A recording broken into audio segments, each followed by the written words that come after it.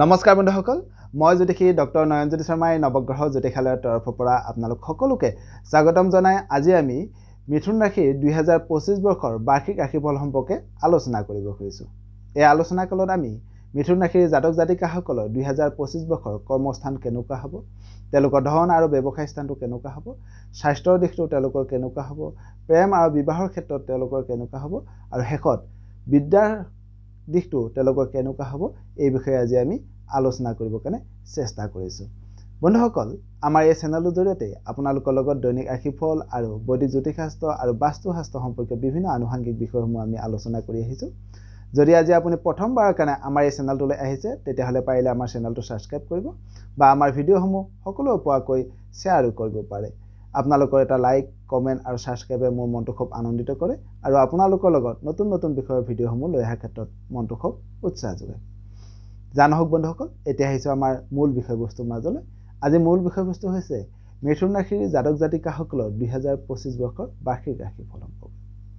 মিথুন ৰাশিৰ জাতক জাতিকাসকলৰ আহি থকা 2025 বৰ্ষত তেওঁলোকৰ দ্বিতীয় অৰ্থাৎ ধনস্থানত মঙ্গল, চতুৰ্থত কেতু, ষষ্ঠত বুধ, সপ্তমত ৰবি, অষ্টমত চন্দ্ৰ, নৱম তথা ভাগ্যস্থানত শুক্ৰ আৰু শনি, কৰ্মস্থানত ৰাহু আৰু দ্বাদশত বৃহস্পতি গ্ৰহ অৱস্থান কৰি বিশেষ শুভাশুভ ফল নিৰূপণ কৰিছে। আমি যদি প্ৰথমতে মিথুন ৰাশিৰ জাতক জাতিকাসকলক কৰ্মস্থানলৈ চাব যাওঁ তেতিয়াহ'লে কৰ্মস্থানত ৰাহু গ্ৰহ অৱস্থান কৰি বিশেষ শুভাশুভ ফল নিৰূপণ কৰিছে। যিহেতু 2025 বৰ্ষত মিথুন ৰাশিৰ জাতক জাতিকাসকলক কৰ্মস্থানত ৰাহু গ্ৰহ নিচস্থ অৱস্থাত থাকিব, সেইবাবে মিথুন ৰাশিৰ জাতক জাতিকাসকলে কৰ্মৰ দিশত খুব সাৱধানতা অৱলম্বন কৰাটো খুবেই ভাল হ'ব। কৰ্মক্ষেত্ৰত খুব সজাগ হ'ব আৰু খুব সাৱধানেৰে আগবাঢ়িব লাগিব। তথাপিও যিসকল মিথুন ৰাশিৰ জাতক জাতিকা তেওঁলোকৰ চামৰাৰ ব্যৱসায়ৰ লগত জড়িত হৈ আছে বা তেওঁলোকৰ লোৱা লহৰি ব্যৱসায়ৰ লগত জড়িত হৈছে, তেওঁলোকৰ খুব শুভ বুলি ক'ব পাৰি। যিসকল মিথুন ৰাশিৰ জাতক জাতিকা আছে, যিসকল কাৰিকৰী দিশত অধ্যয়ন কৰি আছে, তেওঁলোকৰ কাৰণে খুব শুভ বুলি ক'ব পাৰি। তেওঁলোকৰ কাৰিকৰী দিশত তেওঁলোকৰ কৰ্মপ্ৰাপ্তিৰ যোগ দেখা যায়। বা যিসকল নিবনুৱা আছে তেওঁলোকৰ আহি থকা 2025 বৰ্ষতে নতুন কৰ্মৰ সন্ধান লাভ কৰিব বা কৰ্মক্ষেত্ৰত পদোন্নতি হ'ব, কৰ্মক্ষেত্ৰত নতুন নতুন দায়িত্ব তেওঁলোকে লাভ কৰিব। যিসকল মিথুন ৰাশিৰ জাতক জাতিকা আছে তেওঁলোকৰ কৰ্মস্থানত কিছু বাধা থাকিব, যদিও আগতকৈ কিছু বাধা কমিব বা তেওঁলোকৰ ব্যৱসায়িক ক্ষেত্ৰতো সফলতাৰে আগবাঢ়ি যাব পাৰিব। তেওঁলোকৰ যিসমূহ কৰ্মত থকা তেওঁলোকৰ ভয় বা চিন্তা সেইবোৰো দূৰ হ'ব আৰু কৰ্মক্ষেত্ৰত তেওঁলোকে খুব সন্মান লাভ কৰিব পাৰিব আৰু তেওঁলোকৰ নতুন নতুন কৰ্ম আৰম্ভণি কৰিবৰ কাৰণে খুব তেওঁলোকে মানসিকভাৱে শক্তি লাভ কৰিব। তথাপিও মিথুন ৰাশিৰ জাতক জাতিকাসকলে যিসকলে কাৰিকৰী দিশত বা লোৱা লহৰিৰ দিশত কৰ্ম আগবাঢ়িব খুজিছে, তেওঁলোকৰ কাৰণে আহি থকা বছৰটি বিশেষ শুভ বুলি ক'ব পাৰি। এইবাৰ আহিছোঁ তেওঁলোকৰ ধন আৰু ব্যৱসায় সম্পৰ্কে। মিথুন ৰাশিৰ জাতক জাতিকাসকলৰ 2025 বৰ্ষৰ ধন আৰু ব্যৱসায়ৰ দিশটো খুব শুভ বুলি ক'ব পাৰি, কিয়নো ধনস্থানত মঙ্গল আৰু সপ্তমত ৰবি গ্ৰহ অৱস্থান কৰি ধন আৰু ব্যৱসায়ৰ দিশটো খুব শুভ কৰি তুলিছে। যদিও মঙ্গল ধনস্থানত নিচস্থ হৈ আছে, তথাপিও তেওঁলোকৰ আৰ্থিক দিশটো খুব সফলতা লাভ কৰিব পাৰিব। তেওঁলোকৰ আৰ্থিক উন্নতি হ'ব। হাতলৈ আহি থকা 2025 বৰ্ষত তেওঁলোকৰ হাতলৈ ধন ধান টকা পইচাৰ দুগুণ আহিব বা ব্যৱসায়ত খুব সফলতা লাভ কৰিব পাৰিব। নতুন নতুন ব্যৱসায়িক ক্ষেত্ৰত তেওঁলোকে আগবাঢ়ি যাব পাৰিব। যৌথ ব্যৱসায়িক ক্ষেত্ৰত তেওঁলোকৰ শুভ বুলি ক'ব পাৰি। মই আগতেও কৈছোঁ, মিথুন ৰাশিৰ জাতক জাতিকাসকলে যিসকল লোৱা লহৰি ব্যৱসায় আছে, যিসকল চামৰা ব্যৱসায়ৰ লগত জড়িত হৈ আছে, যিসকল ব্যক্তি গাড়ী ব্যৱসায়ৰ লগত জড়িত হৈছে, তেওঁলোকৰ আহি থকা বছৰটিত খুব শুভ বুলি ক'ব পাৰি।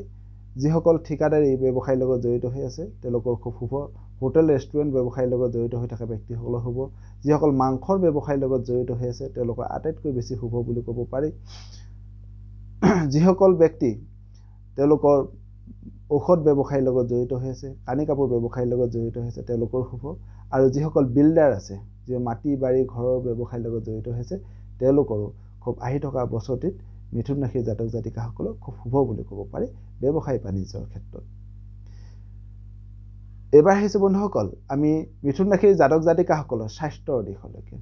স্বাস্থ্যৰ দিশত তেওঁলোকৰ ৰাশিৰ অধিপতি বুধ তেওঁলোকৰ ষষ্ঠত থকাৰ বাবে স্বাস্থ্যৰ দিশটো খুব শুভ বুলি ক'ব পাৰি। স্বাস্থ্যৰ দিশত তেনেকুৱা অসুবিধা নাই।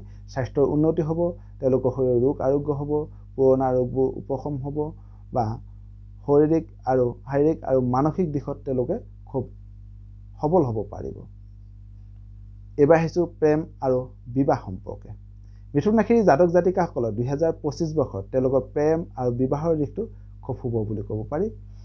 সপ্তম ৰবি গ্ৰহ অৱস্থান কৰাৰ ফলত তেওঁলোকৰ প্ৰেম আৰু বিবাহৰ দিশটো খুব সবল হৈছে। তেওঁলোকৰ যিসকল প্ৰেমাস্পদ আছে তেওঁলোকৰ প্ৰেম বিবাহৰ যোগ দেখা যায়। যিসকল বিবাহ প্ৰাৰ্থী আছে তেওঁলোকৰ সন্মানীয় বিবাহৰ যোগ দেখা যায়। আৰু যিসকল ব্যক্তিয়ে এতিয়াও তেওঁলোকৰ প্ৰেমৰ ক্ষেত্ৰত আগবাঢ়িব পৰা নাই, তেওঁলোকৰ প্ৰেমত থকা বাধাবোৰ নাইকিয়া হ'ব। তথাপিও প্ৰেম আৰু বিবাহৰ ক্ষেত্ৰত আপোনালোকৰ খং আৰু অভিমান ভাৱটো আপোনালোকে খুব কণ্ট্ৰল কৰিবৰ কাৰণে চেষ্টা কৰিব। প্ৰেম আৰু বিবাহৰ ক্ষেত্ৰত আপোনালোকে খুব সাৱধানেৰে আগবাঢ়িব লাগিব। আৰু আপোনালোকে যিমান পাৰে খং অভিমান এইবোৰ পৰিত্যাগ কৰিবৰ কাৰণে বা কণ্ট্ৰল কৰিবৰ কাৰণে আপোনালোকে চেষ্টা কৰাটো খুবেই ভাল হ'ব। এইবাৰ আহিছোঁ বিদ্যাৰ ক্ষেত্ৰত। যিসকল ছাত্ৰ ছাত্ৰী আছে 2025 বৰ্ষত মিথুন ৰাশিৰ জাতক জাতিকাসকলৰ তেওঁলোকৰ বিদ্যাস্থানটো খুব শুভ বুলি ক'ব পাৰি। বিদ্যাস্থান অৰ্থাৎ চতুৰ্থত কেতু গ্ৰহ নিচস্থ হৈ থকাৰ ফলত বিদ্যাৰ ক্ষেত্ৰত কিন্তু মিথুন ৰাশিৰ জাতক জাতিকাসকলে অলপ সাৱধানতা অৱলম্বন কৰাটো খুব ভাল হ'ব। তথাপিও যিসকল পৰীক্ষাৰ্থী আছে তেওঁলোকৰ পৰীক্ষাত ভাল ফলাফল লাভ কৰিব পাৰিব। যিসকল ছাত্ৰ ছাত্ৰী আছে বাহিৰৰ অধ্যয়ন কৰিব খুজিছে তেওঁলোকৰ বাহিৰৰ অধ্যয়নৰ এটা যোগ দেখা যায়। বাণিজ্য, কলা আৰু বিজ্ঞান বিভাগত অধ্যয়ন কৰি থকা ছাত্ৰ ছাত্ৰীসকলৰ বাবে খুব শুভ বুলি ক'ব পাৰি। যিসকল মেডিকেল আৰু ইঞ্জিনিয়াৰিং বিভাগৰ ছাত্ৰ ছাত্ৰীসকলৰ বাবে আহি থকা 2025 বৰ্ষটি আটাইতকৈ শুভ বুলি ক'ব পাৰি। আৰু ইয়াৰ উপৰি যিসকল কম্পিউটাৰ বা এনেকুৱা কাৰিকৰী বিভাগত অধ্যয়ন কৰি আছে তেওঁলোকৰো আহি থকা 2025 বৰ্ষটি মিথুন ৰাশিৰ জাতক জাতিকাসকলৰ বিদ্যাস্থানটো খুব শুভ বুলি ক'ব পাৰি। সদশত আহি থকা 2025 বৰ্ষটি মিথুন ৰাশিৰ জাতক জাতিকাসকলৰ সকলো ফালৰ পৰা শুভ হওক, মংগলময় হওক তাৰে কামনা কৰি আপোনালোকৰ মাজৰ পৰা আজি বিদায় মাগিছোঁ। সৰ্বে ভৱন্তু সুখিনঃ, সৰ্বে সন্তু নিৰাময়া, সৰ্বে ভদ্ৰাণি পশ্যন্তু মা কশ্চিৎ দুঃখভাগ্ ভৱেৎ। ধন্যবাদ।